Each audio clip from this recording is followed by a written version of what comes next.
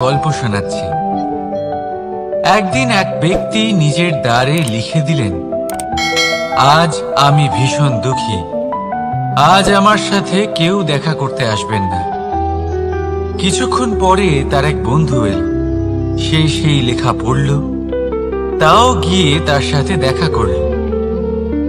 সে বলল, আমি লেখাপড়া জানি না, কিন্তু আমার বন্ধুর মনের এই বেদনা, এটা আমাকে সবসময় ডাক দেয়। এরাই হলো আসল বন্ধু। কোনো কারণে আপনি যদি দুঃখ পান, কোনো সমস্যার সমাধান না বের করতে পারেন, এই সংসার থেকে আলাদা হয়ে যেতে চান, তাও এই বন্ধু আপনার সাথেই থাকবে।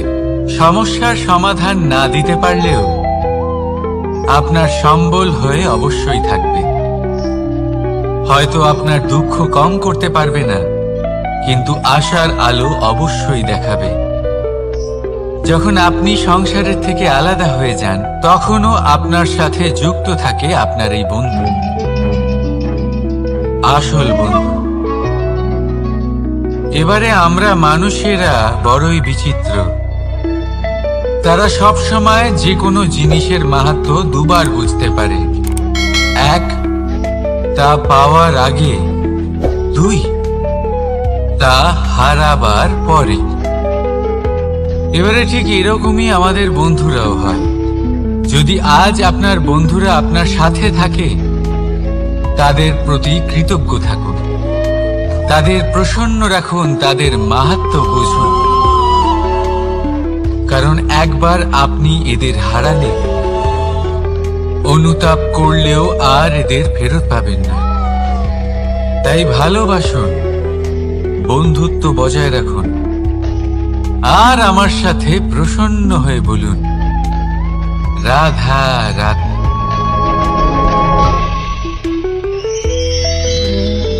আমাদের মধ্যে বহু মানুষ মাঝে মাঝে নিজেকে অকর্মণ্য মনে করি।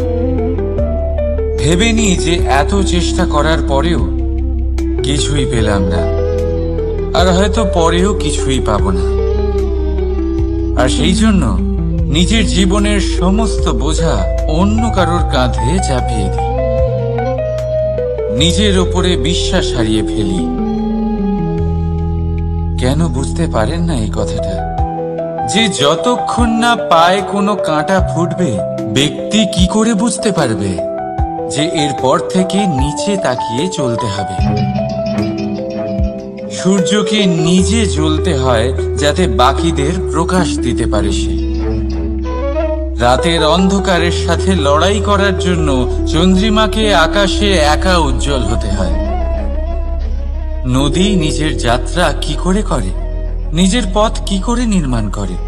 সে পাথরের সাথে লড়াই করে তা বানায়। যদি স্বয়ং আপনি নিজের সাহায্য করতে অক্ষম হন, তাহলে নিশ্চিতভাবে আপনার এই জীবন ব্যর্থ হয়ে যাবে। তাই মনে রাখবেন, এই সংসারে নিজের জীবনের ভার নিজের কাঁধেই বহন করতে হয়। অন্যের কাঁধের ওপর শুধুমাত্র পরলোক যাত্রা হয়। সেই জন্য এই সংসারে জীবিত সেই যে আত্মনির্ভর।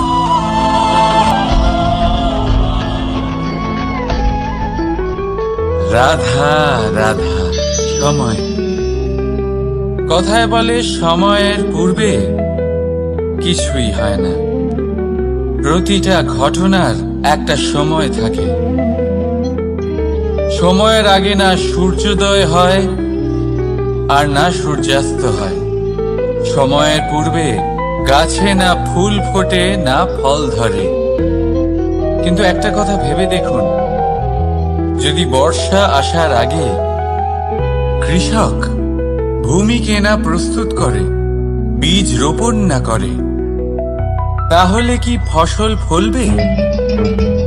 যদি কোনো যোদ্ধা যুদ্ধের পূর্বে নিজের অস্ত্রে ধার না দেয়, তাহলে সে যুদ্ধ কি করে লড়বে? এর মানে এটাই হলো যে সময় আপনার যখন আসার তখন অবশ্যই আসবে। কিন্তু ততক্ষণ এটাও গুরুত্বপূর্ণ যে আপনি নিজেকে তার জন্য তৈরি রাখুন। কারণ এই সুযোগ,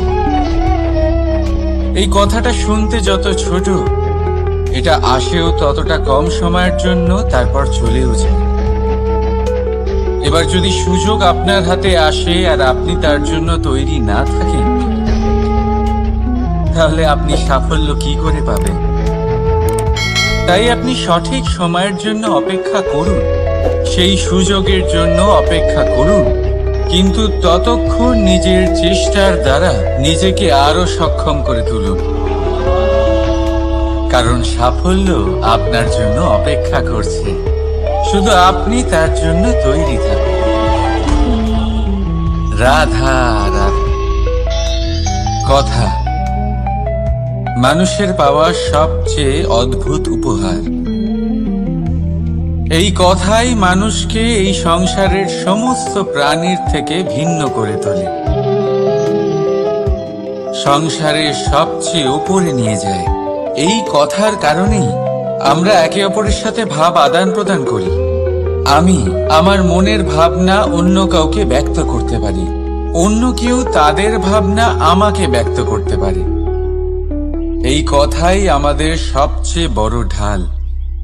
এবারে দেখুন, আপনি নিশ্চয়ই লক্ষ্য করেছেন, কারোর কথা মধুর হলে লোকে তাকে ভালোবাসে, তাকে নিজের বন্ধু বানায়। সেইভাবেই যদি কারোর কথা কঠোর হয়, তাহলে লোকে তাকে ঘৃণা করে, তাকে নিজের শত্রু মনে করে। এই কথাই ভাষা হয়ে আমাদের ইতিহাস রচনা করে। তবে আমরা কি সত্যি বাণীর বিষয়ে অতটাই ভাবি যতটা আমাদের ভাবা উচিত? ভেবে দেখুন, মানুষের কথা বলতে শিখতে কত সময় লাগে। কোনো বালক 1.5 বছর বয়সে কথা বলতে শেখে, কেউ 2 বছরে, কেউ 3। এবার দেখুন, মানুষ 1.5 বছর বয়সে কথা বলতে শিখে গেলেও তার কি বলা উচিত এটা সারা জীবনেও শিখতে পারে না। এর উপরে মনোনিবেশ করুন, এটা বোঝবার চেষ্টা করুন কি বলা উচিত। নিজের কথা শুদ্ধ করুন, নিজের কথা মধুর করুন, আর সেই মধুরতার সাথে আমার সঙ্গে বলুন, রাধা রাধা। এই লক্ষ্য আসলে কি? এই লক্ষ্য তাই যা আমরা পেতে চাই। এই সংসারে সুখী কে হয়? সুখী সেই যে তার লক্ষ্য পেয়ে গেছে। দুঃখী কে হয়? দুঃখী সেই যে তার লক্ষ্য এখনো পায়নি। এবারে প্রশ্ন এখন এটাই যে লক্ষ্য সবাই পেতে চায়, লক্ষ্য পাওয়ার জন্য সবাই প্রাণপণ চেষ্টাও করে, তাহলে সবাই তাদের লক্ষ্যে পৌঁছতে পারে না কেন? ঠিক আছে, কোথাও না কোথাও কিছু না কিছু কমতি থেকেই যায়, যাই বাধা থাক। আজকে আমি আপনাকে একটা উপায় বলবো এই লক্ষ্য পাওয়ার জন্য। একটা কাগজ নিন, তাতে একটা চিহ্ন বানান, সেটাই হবে আপনার লক্ষ্য। এবারে সেই লক্ষ্যে পৌঁছানোর একটা পথ বানান। এবারে এই যাত্রাকে ভিন্ন ভিন্ন ভাগে বিভাজন করে দিন। এবারে এটা হলো আপনার পরিকল্পনা। এবার এই পরিকল্পনা ক্রমানুসারে আপনি পালন করতে থাকুন, এটাই হবে আপনার চেষ্টা। এবার এইভাবে যদি আপনি চেষ্টা করতে থাকেন, যাই আপনার কল্পনা হোক না কেন, তা বাস্তব অবশ্যই হবে। তাহলে এই কল্পনাকে বাস্তবে রূপান্তরিত করুন। এইভাবেই নিজের পরিকল্পনা পালন করতে থাকুন। আপনার যাই কল্পনা থাকুক বা যাই লক্ষ্য থাকুক, তা বাস্তবে পরিণত হয়ে আপনার হাতে অবশ্যই আসবে। রাধা রাধা। বাবার এক মিত্র ছিলেন, বড়ই দুঃখী ছিলেন, বিপদে পড়েছিলেন। কি করবেন? ব্যবসা ভালোভাবে চলছিল না, বাড়িতে শান্তি ছিল না, সমস্ত জায়গায় ক্ষতি হচ্ছিল। তাই উনি একজন জ্যোতিষীকে দেখালেন। জ্যোতিষী বললেন, আপনার যে বাড়ি আছে সেটা আপনার জন্য অশুভ, আপনার এই বাড়ি পাল্টে ফেলুন। উনি বাড়ি পাল্টে ফেললেন, তবুও ওনার সমস্যার সমাধান হলো না। তারপর একজন জ্ঞানী ব্যক্তি ওনাকে বললেন যে আপনার জামা কাপড়ের যে রং সেটা বিপদকে আমন্ত্রণ জানাচ্ছে, এই জামা কাপড়গুলিকে পাল্টে ফেলুন। উনি সেগুলো পাল্টে ফেললেন, তাও সমস্যার সমাধান হলো না। আবার একজন জ্ঞানী ব্যক্তি বললেন যে আপনার আশেপাশে যে মানুষজন রয়েছে তারা এটা চায় না যে আপনি সফল হন, তারা আপনার ক্ষতি চায়, তাদের সাথে সমস্ত সম্পর্ক ভেঙে ফেলুন। তো উনি সম্পর্ক ভেঙে ফেললেন, কিন্তু তাতেও ওনার জীবনে কোনো পরিবর্তন এলো না। তার মানে তিনি বাড়ি পাল্টালেন, জামা কাপড় পাল্টালেন, সম্পর্ক পাল্টালেন, যেটা পাল্টালেন না তা হলো স্বভাব। এই যে স্বভাব, এটা অত্যন্ত গুরুত্বপূর্ণ। এই স্বভাবই আপনার ব্যক্তিত্ব তৈরি করে। তাই নিজের স্বভাব শুধরে ফেলুন, তাতে ভালো পরিবর্তন আনুন, সবকিছু ভালোই হবে। রাধা রাধা। ক্রোধ। লোকে বলে যে এই ক্রোধ পাপেরই মূল, কিন্তু সত্যি কি এই ক্রোধ পাপের মূল? একটু ভেবে দেখুন, এই ক্রোধ বাস্তবে আসলে কি? এই ক্রোধ একটা অনুভূতি যা আপনার মধ্যে হঠাৎই অসীমিত তেজ সঞ্চালন করে। এবারে আমি আপনাকে কিছু উদাহরণ দিচ্ছি যাতে আপনি বুঝতে পারেন যে ক্রোধ আপনার জন্য ভালো কি না। যদি কারোর সাথে অন্যায় হয় আর এটা দেখে আপনার ক্রোধ হয়, আর এই ক্রোধ আপনাকে তার সাহায্য করতে প্রেরণা যোগায়, তাহলে এই ক্রোধ অবশ্যই ভালো। যদি কোথাও আপনি দেখেন যে কোনো নারীর উপরে অত্যাচার হচ্ছে আর সেটা দেখে আপনার ক্রোধ হয়, আর এই ক্রোধ আপনাকে তার সাহায্য করতে সাহস যোগায়, তাহলে এই ক্রোধ অবশ্যই ভালো। যদি এই সংসারে কোথাও আপনি কোনো অনৈতিক কাজ বা ছলনা দেখেন আর আপনার তাতে ক্রোধ না হয়, কিছুই অনুভব করেন না, তাহলে এটা কাপুরুষতা। তার মানে এটাই যে আপনি আপনার মনুষ্যত্ব হারিয়ে ফেলেছেন। তাই এটা বোঝার চেষ্টা করুন, আপনার ক্রোধের তেজের ব্যবহারের ওপরে নির্ভরশীল হলো এই ক্রোধ আপনার জন্য পাপের সমান, নাকি এই ক্রোধ আপনার জন্য পুণ্যের স্থাপক। রাধা রাধা। মোহ। শাস্ত্রে লেখা আছে যে মোহ শুধু সেই ব্যক্তিকেই নয়, বরং সেই আরেক ব্যক্তিকেও বিনাশ করে দেয় যার ওপরে সেই মোহ আছে। এবারে লোকে কি করেন, এই শাস্ত্রে লেখা কথাগুলি শুধু শাব্দিক অর্থে নেন। এই মোহ, দেখুন, এটা শুভ হতে পারে, শুধু এর রূপ ভিন্ন ভিন্ন হয়, এটা ভালো করে বুঝতে হবে। এবারে মোহ যদি কোনো বস্তুর উপরে থাকে তাহলে তা লালসা হয়ে যায়। মোহ কোনো বিশেষ ব্যক্তির উপরে হয়ে গেলে তা প্রেম নয়, আকর্ষণ হয়ে যায়। মোহ কোনো চাহিদার উপরে হয়ে গেলে তা বাসনা হয়ে যায়। মোহ বিজয়ের উপরে হয়ে গেলে তা কুণ্ঠা হয়ে যায়। মোহ নিজের সংস্কৃতির উপরে হলে আপনাকে সংস্কৃতির রক্ষক বানায়।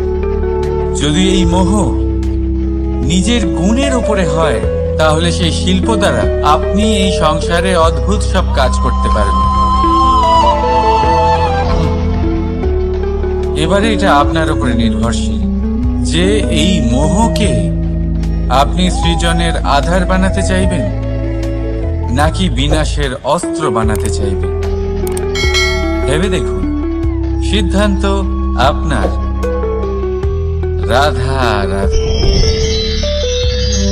অভিমান, আত্মসম্মান, অহংকার, দেখতে গেলে এই তিনটি শব্দ ভিন্ন ভিন্ন, কিন্তু এর মূল আধার একই, আত্মসম্মান। এবার যদি কথা বলি আপনার শরীরের, আপনার সংস্কৃতি, আপনার সম্পর্কে, তাহলে অভিমান থাকা স্বাভাবিক। এবার যদি কথা বলি আপনার ব্যক্তিত্ব নিয়ে, আপনার আদর্শ নিয়ে, আপনার বিচারধারা নিয়ে, তাহলে আত্মসম্মান হলো একটা গুণ। যদি এইভাবে বলা হয় যে আমি এই কার্য কারোর সাহায্য ছাড়া, সহযোগিতা ছাড়াও করতে পারি, তাহলে এটা আত্মসম্মান, আর এটা সঠিক। যদি এভাবে বলা হয় যে আমি এই কার্য কারোর সাহায্য ছাড়াই বা কারোর সহযোগিতা ছাড়াই করে ফেলেছি, তাহলে এটা অভিমান, এটাও সঠিক। কিন্তু এই কার্য শুধুমাত্র আমিই করতে পারি আর কেউ নয়, এটা অহংকার। তাহলে এই শব্দ এবং তার অর্থ বোঝার চেষ্টা করুন। জীবন ধারণের এক নতুন পথ খুঁজে পাবে। রাধা রাধা। সংসারে প্রত্যেক ব্যক্তি কোনো না কোনো রূপে ঈশ্বরকে মানে। কেউ মূর্তি রূপে, তো কেউ তত্ত্ব রূপে, কেউ ভাবনা রূপে, আবার কেউ স্বভাব রূপে। কেউ নিজের মধ্যে পরমাত্মা খোঁজে, আবার কেউ অন্যের মধ্যে। কারোর কাছে জ্ঞানই পরমাত্মা। সংসারে প্রত্যেক মানুষই কোনো না কোনো রূপে তার ঈশ্বরকে পেয়েই যান। কিন্তু একটা কথা বলবো, ঈশ্বর প্রথমেই নিজের একটা স্বরূপ পৃথিবীতে আপনার কাছে পাঠিয়ে দিয়েছেন। সেই স্বরূপ হল আপনার মাতা, আপনার মা। সেই মা যিনি আপনাকে জন্ম দিয়েছেন, আপনাকে বাঁচতে শিখিয়েছেন, আপনাকে সংস্কার দিয়েছেন। যদি আপনি কখনো কোনো অনুচিত পথে অগ্রসর হয়েছেন, তখন তিরস্কার করে আপনাকে সঠিক পথে এনেছেন। যদি আপনি এই সংসারে অসফল হয়েছেন, তখন তার আঁচলের উষ্ণতা দিয়ে আপনাকে আশ্বাস জুগিয়েছেন। সেই সমস্ত কাজ করেন এই মা, যা ঈশ্বরও করেন। সেই জন্য মনে রাখবেন যে এই সংসারে আপনার সবচেয়ে প্রথম ঈশ্বর যদি কেউ থাকে, তাহলে তা আপনার মা। প্রত্যেক প্রতিমাতেই ঈশ্বর নাই থাকতে পারে, কিন্তু প্রত্যেক মায়ের মধ্যে ঈশ্বর অবশ্যই থাকে। রাধা রাধা। আপনি নিশ্চয়ই দেখে থাকবেন যে প্রদীপের নিচে অন্ধকার থাকে। যে প্রদীপ সংসারকে আলোকিত করে, সেই প্রদীপের নিচেই অন্ধকার। এবারে অনেক মানুষ আছে যারা এই বিষয়টা এইভাবে দেখে যে ব্যক্তি নিজের সমস্যার সমাধান করতে পারে না, আর গোটা সংসারকে উপদেশ দেয়। কিন্তু এটা দেখার আরো একটা দৃষ্টিভঙ্গি আছে, আর সেটা হচ্ছে যে স্বয়ং জ্বলে সংসারকে আলোকিত শুধু সেই করতে পারে যা রাধার বড়ই শীতল হয়। এই সংসারের পথপ্রদর্শক সেই হতে পারে, এই সংসারকে দিশা সেই দেখাতে পারে যার মধ্যে সন্তোষ আর ধৈর্য শক্তি আছে। এবারে দেখুন, এটা অত্যন্ত গুরুত্বপূর্ণ বিষয় যে বিবেক তখনই কাজ করে যখন মন শান্ত থাকে, যখন মন শীতল থাকে। তাই যদি আপনি এই জীবনে কোনো বড় কর্ম করতে চান, তাহলে সর্বপ্রথম আপনার এই মনকে, এই বিবেককে, এই হৃদয়কে, এই আধারকে, এই ভূমিকে শীতল রাখতে শিখুন। ধৈর্য ধরুন। সংসারে এমন কিছু নেই যা আপনি করতে পারবেন না। রাধা রাধা। এই প্রদীপ দেখতে পাচ্ছেন আপনি? নিজেও জ্বলে আর এই বাতিকেও জ্বালিয়ে রাখে, আর এই সংসারকে প্রদান করে প্রকাশ। অন্ধকারাচ্ছন্ন ব্যক্তিকে প্রদান করে আশার আলো। কিন্তু এটা কখনো ভাবে না যে সেই মাটি কেমন হবে যা দিয়ে এটা তৈরি করা হয়েছে, সেই কুমোর কেমন হবে যে একে আকার দিয়েছে। ভাবে না যে একে কিনেছে তার বাড়ি কেমন হবে, তা কতটা সুসজ্জিত। কিচ্ছু নয়, শুধু এই সংসারকে প্রকাশ প্রদান করে। আর হয়তো সেই জন্যই প্রদীপকে এত ভালোবাসা হয়। সে নিজের বা অন্যের বাড়ি দেখে কখনোই জ্বলে না, সে জ্বলে শুধু অন্ধকারের সাথে লড়াই করতে। তাই আপনিও নিজের ব্যবহার এই প্রদীপের মতো করে তুলুন। নিজের পরিচয় সরিয়ে নিঃস্বার্থভাবে কর্ম করে যান, আর নিজের জন্য এক নতুন, এক বিশাল, এক অদ্ভুত পরিচয় তৈরি করুন। রাধা রাধা। এই সংসারে প্রত্যেক ব্যক্তি বড় কিছু করতে চায়, এমন কিছু যা এই সংসারে কেউ আগে কখনো করেনি। এমন জায়গায় পৌঁছতে চায় যেখানে এর আগে কেউ কখনো পৌঁছতে পারেনি। আর কেউ এতে সফলতা অর্জন করে। কিন্তু কিছু মানুষ অসফল হয় কেন? এটাই আমার প্রশ্ন। না তো তাদের ইচ্ছেতে কোনো কমতি থাকে, না কমতি থাকে তাদের চেষ্টায়। তাহলে কেন এরা পিছিয়ে পড়ে? এর উত্তর বড়ই সরল। এই সংসার আপনাদের বলি কিভাবে।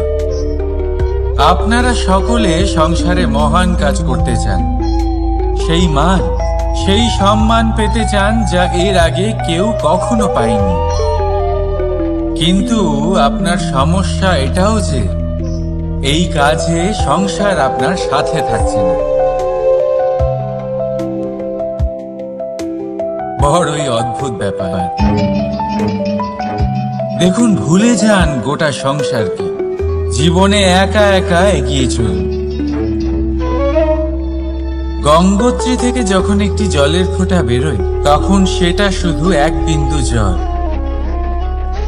তারপরে যখন সে তার যাত্রা শুরু করে অন্য জলের ফোঁটার সাথে মিশে, তখন সে স্রোতে পরিণত হয়, গঙ্গাতে পরিণত হয়।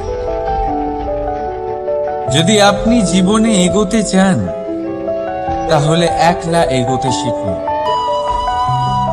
নির্ভীক হয়ে, সাহসের সাথে, ধনাত্মক চিন্তা নিয়ে জীবনে এগিয়ে চলুন, একা এগিয়ে চলুন।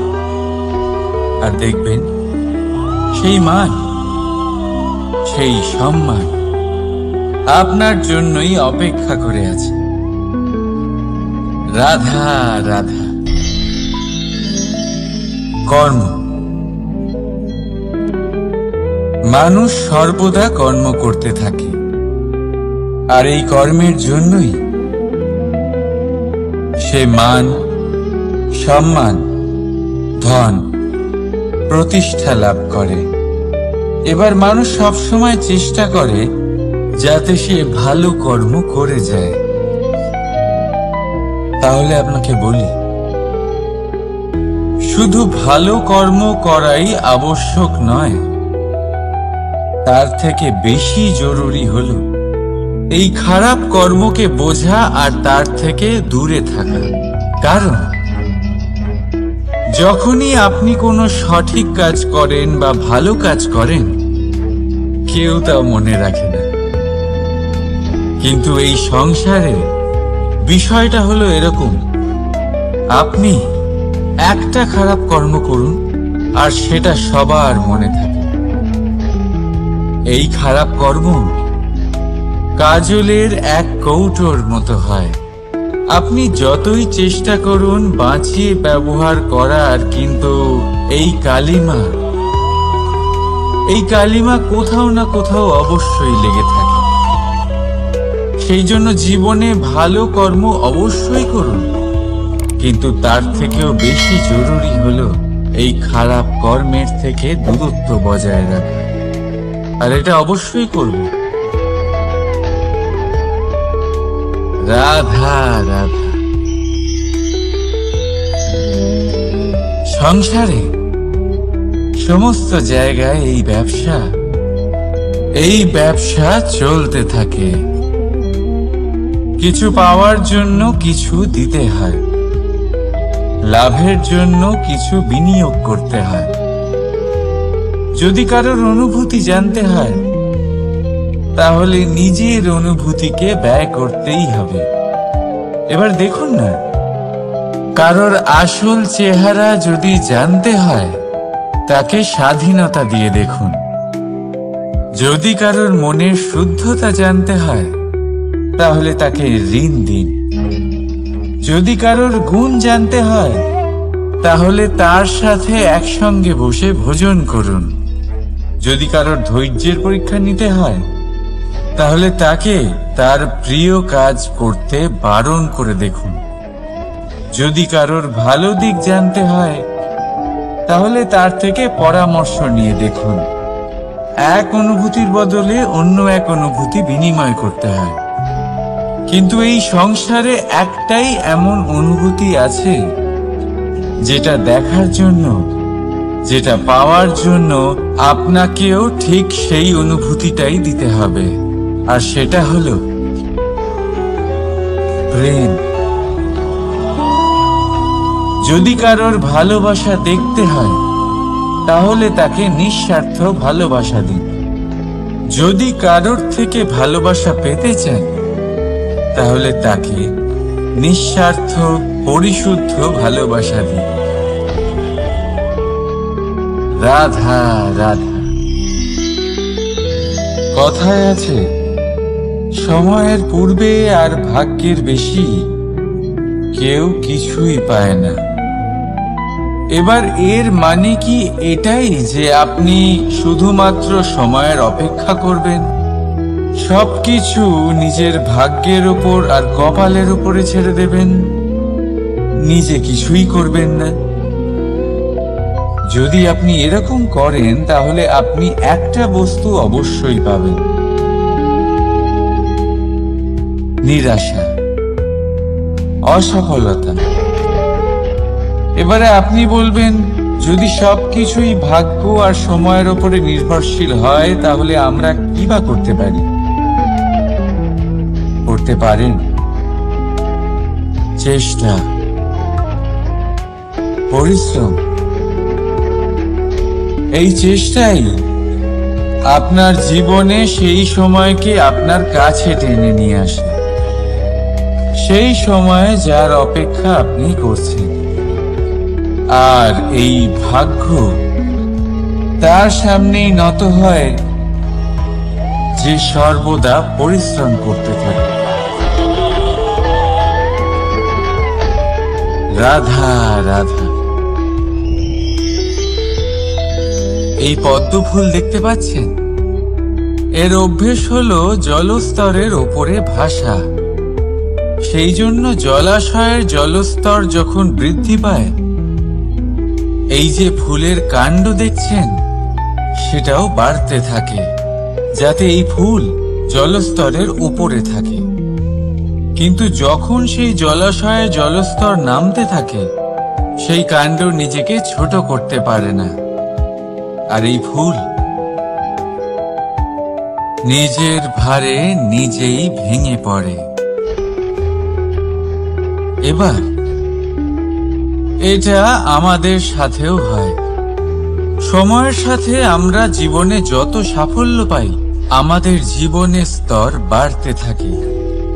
আর যখন আমাদের সংস্থান কমতে থাকে, আমরা সেই জীবন স্তর ছাড়তে পারি না, আর শেষ পর্যন্ত সেই জীবন স্তরের কারণেই ভারাক্রান্ত হয়ে শেষ হয়ে যায়। সেই জন্য যদি কিছু রাখতে হয় তাহলে তা হলো দৃষ্টিভঙ্গি। সাধারণভাবে জীবন যাপন করতে শিখুন। সময়ের চক্রও আপনাকে মাত দিতে পারবে না। রাধা রাধা।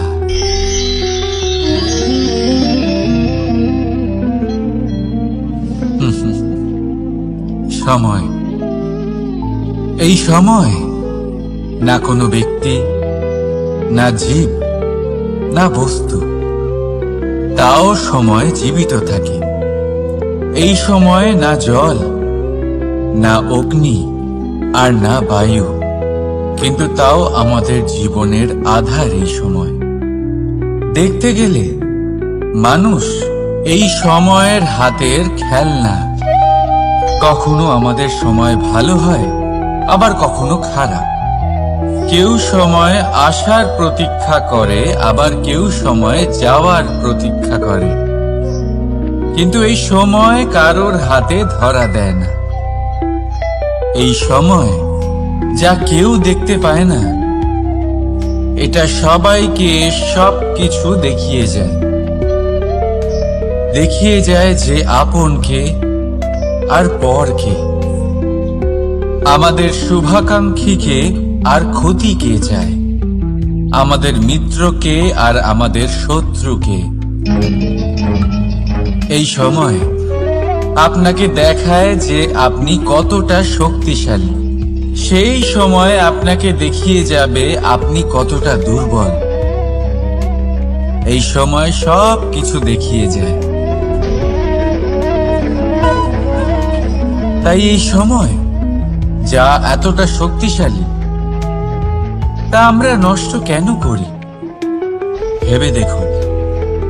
এবারে উঠুন আর এই সময়ের সম্পূর্ণ ব্যবহার করুন।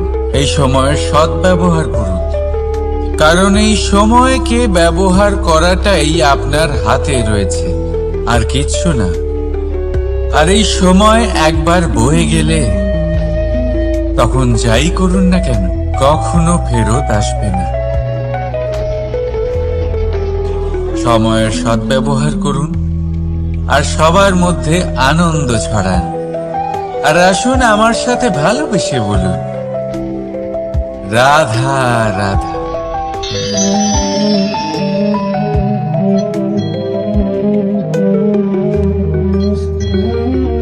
এই জল দেখতে পাচ্ছেন আপনি? এটা খোলা জল। এতে ময়লা মিশে আছে, কিন্তু যদি আপনি এটা কিছুক্ষণ এমনি ফেলে রাখেন, তাহলে দেখবেন এই ময়লা আপনা থেকেই নিচে থিতিয়ে পড়বে।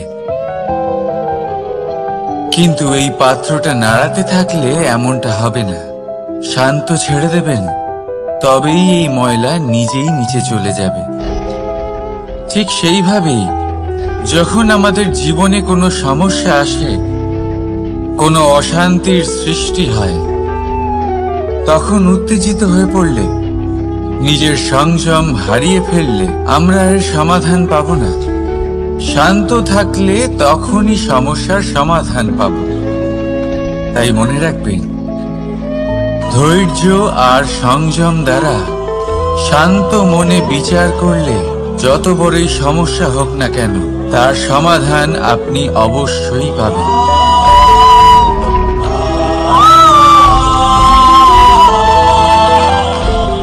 কারণ অশান্তির সমাধান শুধুমাত্র শান্তি।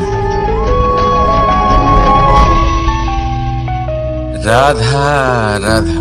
প্রজাপতি আকাশে উড়ে বেড়ায়, সে সুন্দর ফুলের রস আস্বাদন করে, উন্মুক্ত উড়ে বেড়ায়, কিন্তু তারও বিপদ কম কিছু নেই। যেমন হলো পতঙ্গ, জন্তু। এই প্রজাপতিকে নিজের আহার করে নেয়। তাকে এদের থেকে সাবধানে থাকতে হয়। সত্য হলো এটাই যে এই প্রজাপতি ততদিনই সুরক্ষিত থাকে যতদিন এদের পাখনা বৃদ্ধি পায় না। যখন এরা এদের খোলসের মধ্যে থাকে, যখন না কারো দৃষ্টি এদের উপর পড়ে, আর না কোনো শত্রু এদের আঘাত করতে পারে। কিন্তু তখন তারা বন্ধ থাকে, অবিচল নিশ্চল থাকে। এই সুন্দর সংসার দেখার জন্য, এই সুন্দর আকাশ পাওয়ার জন্য তাকে তার সুরক্ষা ক্ষেত্র থেকে বাইরে বেরিয়ে আসতেই হয়। আর এটাই জীবনের নিয়ম। মানুষের সাথেও ঠিক এরকমই হয়। যদি মানুষ বিশ্রাম আর সুরক্ষা এদের বন্ধন থেকে না বেরোয়, তাহলে সে জীবিত অবশ্যই থাকবে, কিন্তু জীবন ধারণ করতে পারবে না। কারণ যদি জীবনে বড় কিছু করতে হয়, বড় কোনো কিছু পেতে হয়, সাফল্যের শিখর অবধি পৌঁছতে হয়, তাহলে সর্বপ্রথম আপনাকে নিজের সুরক্ষা ক্ষেত্র থেকে বেরিয়ে আসতেই হবে। এই আরামকে ত্যাগ করতেই হবে। তবেই আপনি সফল হতে পারবেন। তবেই আপনি এই প্রজাপতির মতো আকাশে উড়ে বেড়াতে পারবেন।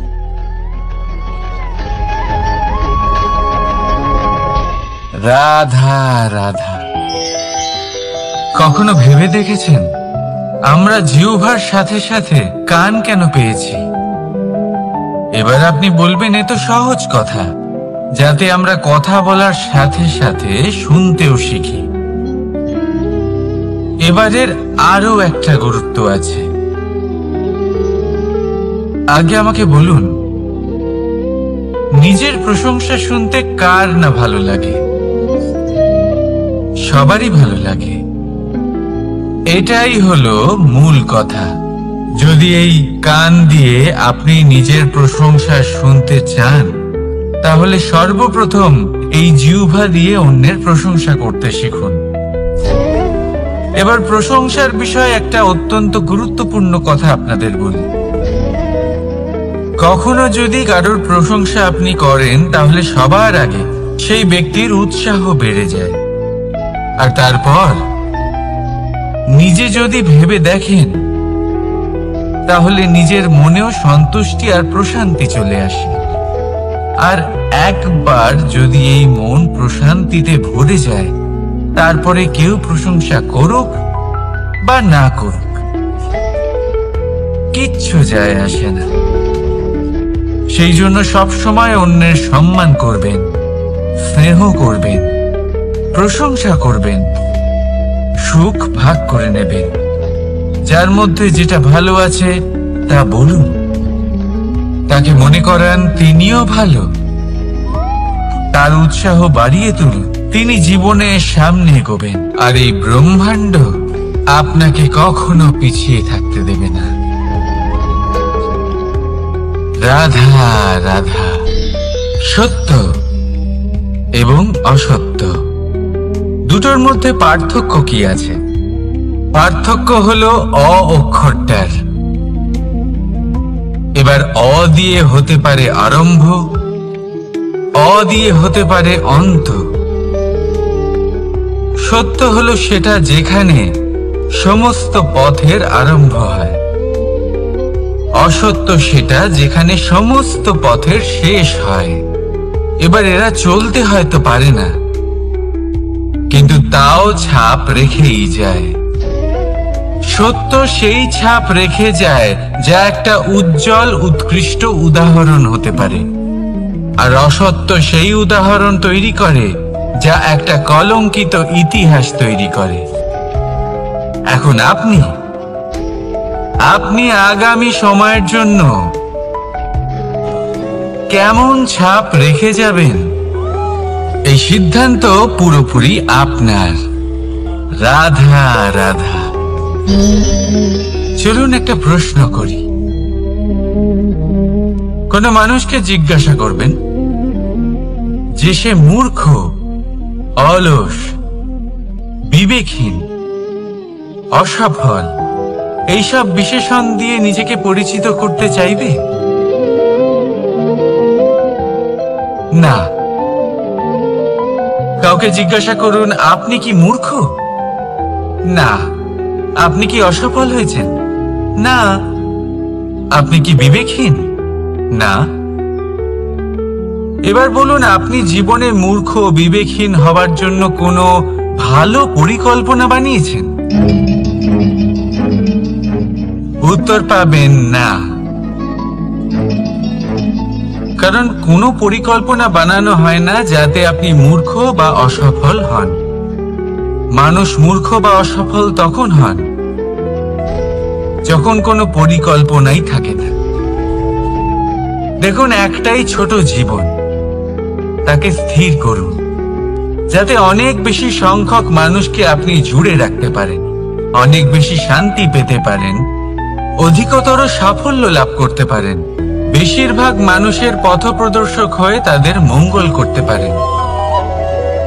অসফল হয়ে বাড়িতে বসে থাকার চেয়ে ভালো হলো যে আপনি একটা পরিকল্পনা করে অসফল হন, কারণ তখন আপনার কাছে আরো একটা বিকল্প থাকবে, একটা নতুন পরিকল্পনা বানানোর, তাকে সার্থক করার। কারণ এমন কোনো পরিকল্পনা তো অবশ্যই থাকবে যা আপনাকে আপনার লক্ষ্যে পৌঁছে দেবে, তাই তো? রাধা রাধা।